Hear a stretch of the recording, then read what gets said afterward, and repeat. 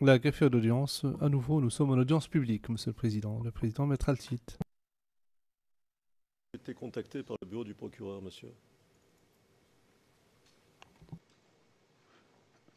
À son temps, et il y a le tribunal militaire qui a ouvert, je ne sais pas comment vous appelez ça, une information judiciaire ou bien comment on appelle, un appel à témoignage, non?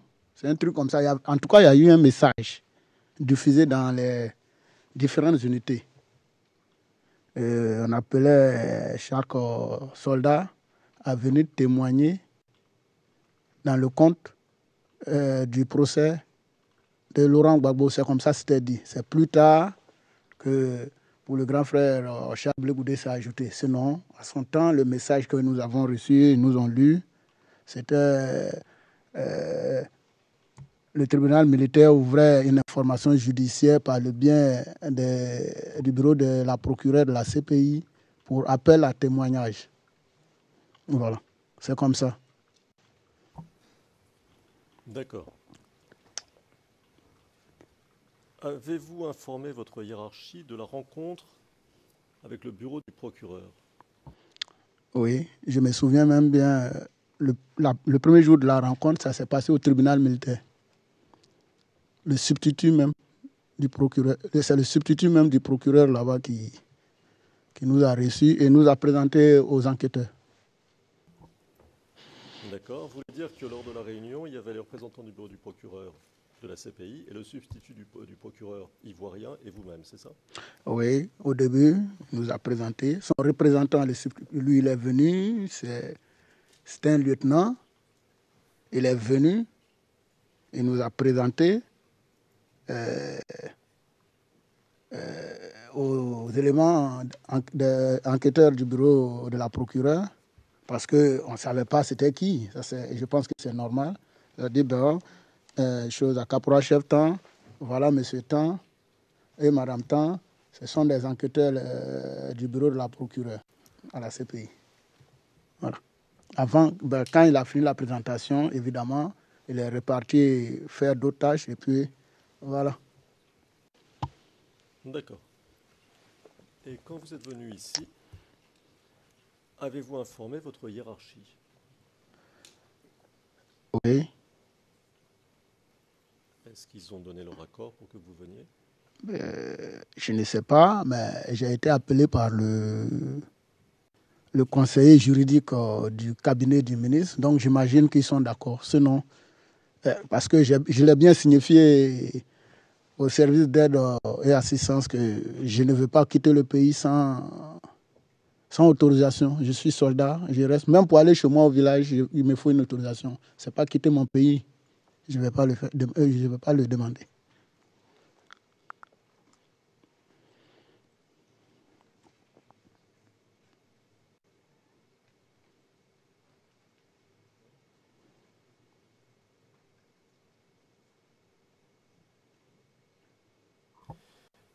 Monsieur, avez-vous donné le nom d'autres témoins potentiels au bureau du procureur? Je pense un peu plus bas dans ma déclaration, c'est les noms ou bien le nom, je ne sais plus. Oui, parce qu'eux m'avaient dit que si jamais il était question qu'on appelle à témoigner, ils pouvaient le faire. Donc eux seulement, j'ai cité leur nom.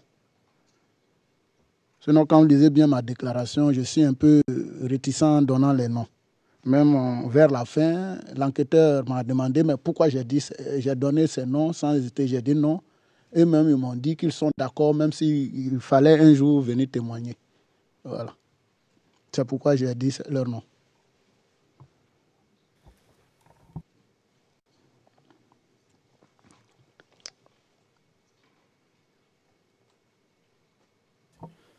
Alors, monsieur, j'ai une question que je vais vous poser avec la permission du président en huis clos partiel.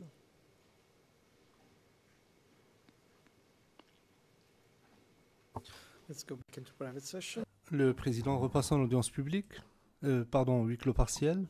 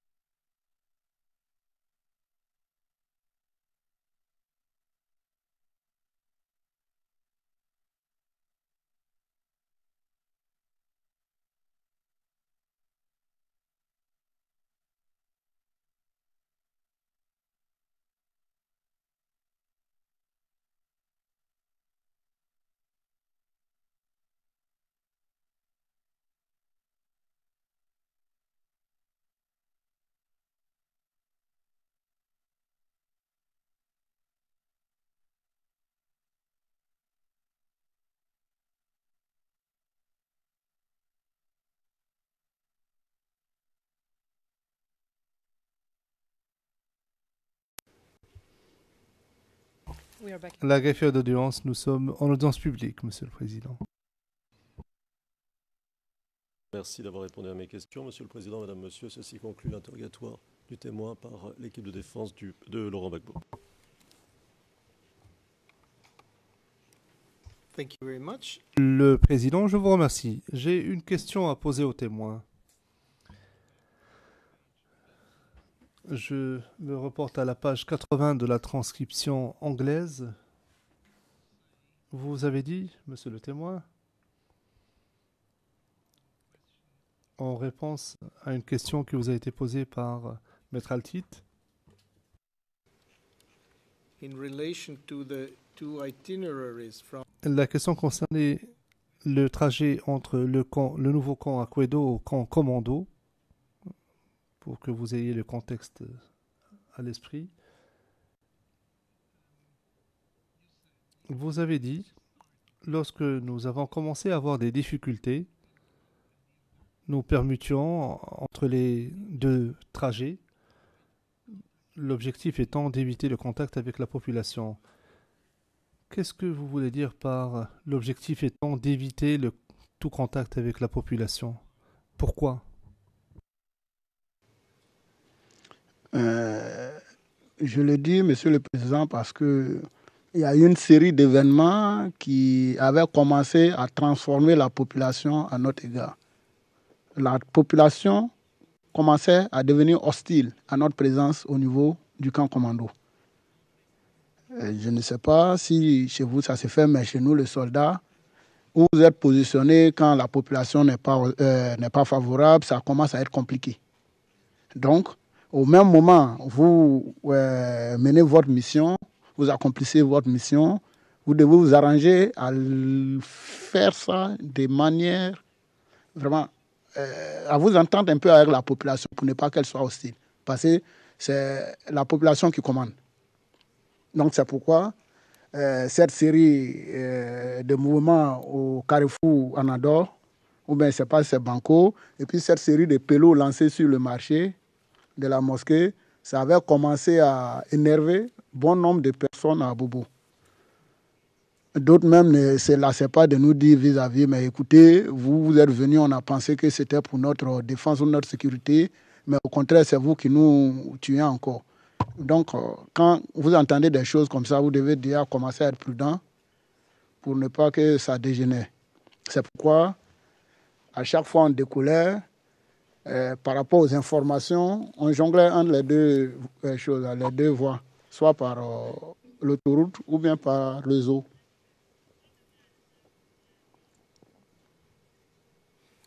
So you mean it was because you didn't want to heat up? Vous voulez dire que vous ne vouliez pas exacerber la situation qui était déjà tendue? Monsieur le Président, c'était bien pour éviter ça. Yes. Le Président, bien. J'ai une autre question à vous poser, parce qu'immédiatement après cela, en réponse à la question suivante posée par le Maître Altit, vous dites ceci. C'était enfin la question était celle-ci. Lorsque vous étiez au camp commando, est-ce que vous étiez en mesure de quitter le camp afin d'effectuer des patrouilles? Est-ce que c'était possible ou pas? Et vous avez répondu de la manière suivante. Oui, en fait, c'était l'objectif de la mission. Au début, il s'agissait d'effectuer des patrouilles dans le but de rassurer la population et dire que l'armée est toujours présente et qu'elle est prête à les défendre, à la défendre et à la protéger, et tout en lui garantissant sa sécurité. Est-ce que vous n'y voyez pas une contradiction? D'une part, vous dites que vous souhaitez éviter la population, et d'autre part, vous dites que vous vouliez assurer votre présence, vous vouliez être vu. Non, peut-être que vous ne m'avez pas compris. Sinon, je dis... That's why I ask. Ah. C'est pour cela que je vous pose la question. Je disais que au départ, on partait au camp commando, se prépositionner la journée. Et les patrouilles n'étaient que de nuit, au départ. Mais quand il y a eu la série d'événements que je viens d'expliquer, alors on n'osait plus quitter le cantonnement. Pourquoi? Parce que la nuit, on était attaqué à fréquence, vraiment, je dirais, régulière. On était attaqué, on ne sait pas par qui, mais on essuyait tout le temps des coups de feu. Donc, c'était déjà dangereux de sortir. Donc, au même moment, lorsqu'on doit sortir pour aller, quand la relève doit arriver, elle jalonne entre les deux voies avec les informations que les chefs ont et puis prennent une voie qu'on pense sûre. Au retour, le chef d'élément aussi se renseigne avec la population, eux à la base, et puis avec nos informateurs. Et puis, on talonnait entre les deux voies. Ce qui était sûr, c'est qu'on voulait éviter le contact encore avec la population. Parce que c'est vrai, la population n'en pouvait plus, nous aussi. S'il y a le contact avec la fatigue, il peut y avoir des bavures, et puis bon, encore, ça va s'ajouter, alors que ce n'était pas vraiment ce qu'on voulait.